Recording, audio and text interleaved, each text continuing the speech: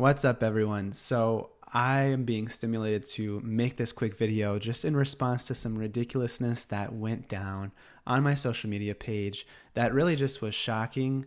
Also not that shocking, but honestly just mostly sad.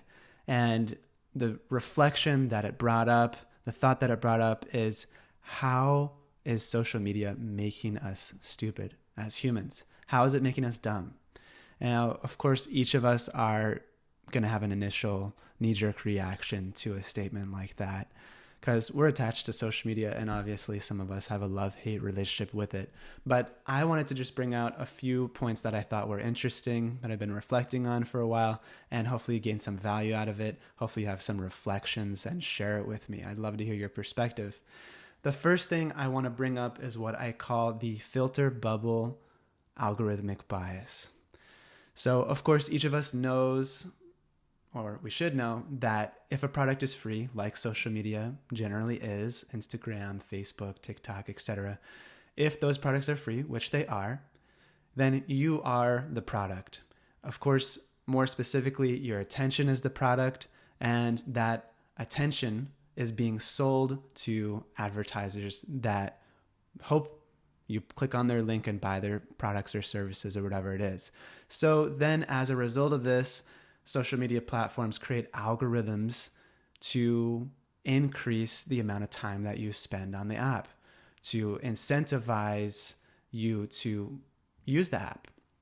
Okay, and really a side effect of this happening is that you get an echo bubble of people on your social media account that already think what you think, because you're more likely to engage with stuff you like, content you like, and you're more likely to like something if it affirms what you already think or believe. And so, of course, there's a particular danger in just living in an algorithmic echo chamber.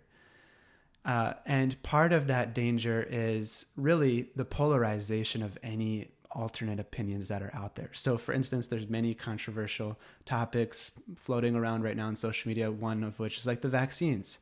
So all I'm seeing on my social media account is how bad vaccines are, and that you're going to get a vaccine reaction and have some horrible effects, and you shouldn't get vaxxed if you're a young person.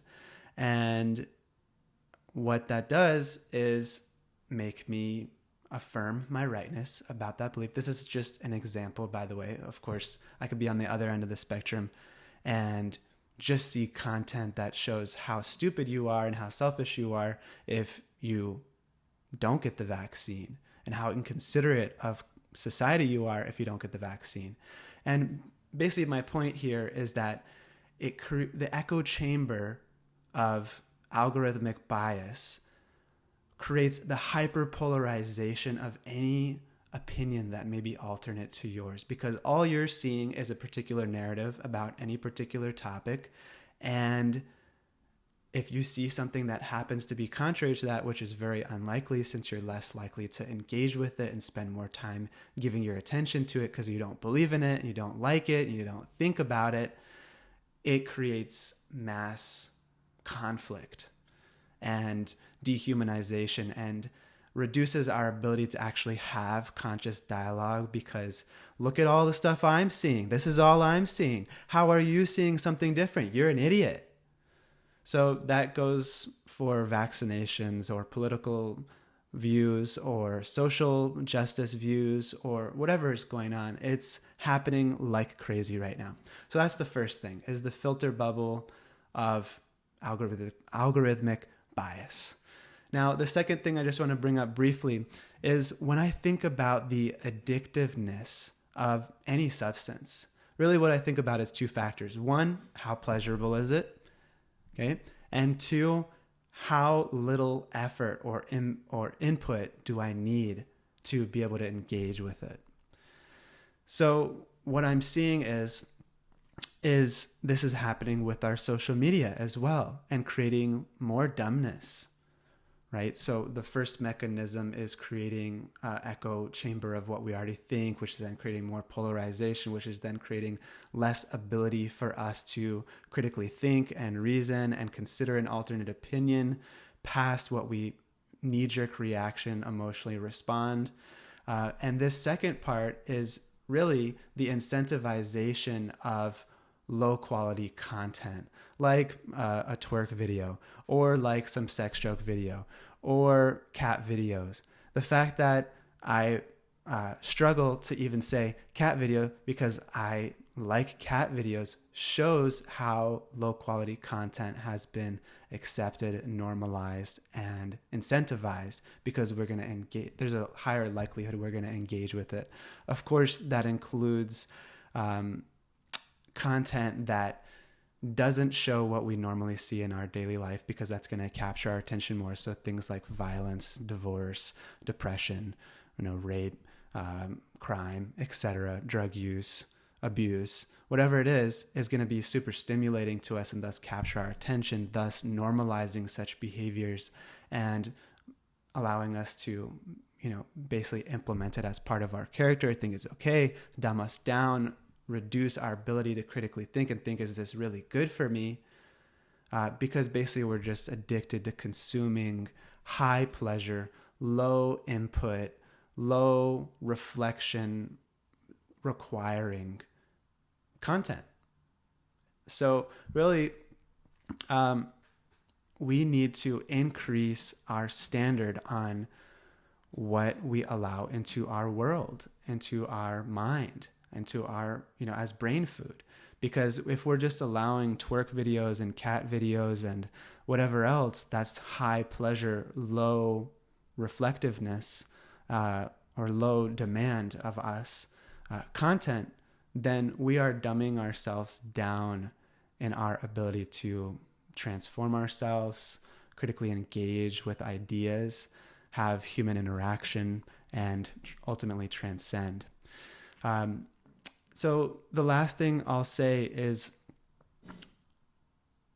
really all this polarization and dumbing downness that's happening due to social media being algorithmically biased and addictive and incentivizing low quality content. One of the things that's also happening is it's stimulating us on a biological primal level to defend our rightness about whatever we think, because it's all we're seeing in the echo bubble. That defense of what we think is right and true is eclipsing our ability to really contemplate reality and question what is true and what is right and what is the highest.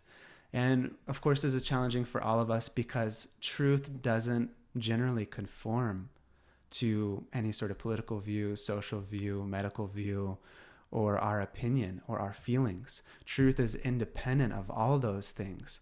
And so social media is creating an atmosphere that is not allowing us to be challenged in our rightness, not allowing us to critically think, and really just dumbing us down on a huge level. So I'd love to hear you guys' reflections.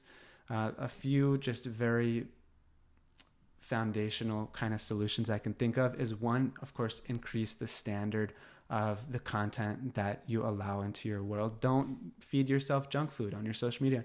Any account that doesn't inspire or uplift or provide some value to your human connection experience and human transformation experience, you don't really need to be consuming that. And second is to actually make sure to do your duty to consciously engage with people's content and consciously create your own content that's thoughtful, meaningful, and thought-provoking for others. So this is what I'd like to do with my content. I invite you, obviously, to the conversation as well. I'd love to hear your thoughts. And let's make social media less dumbing.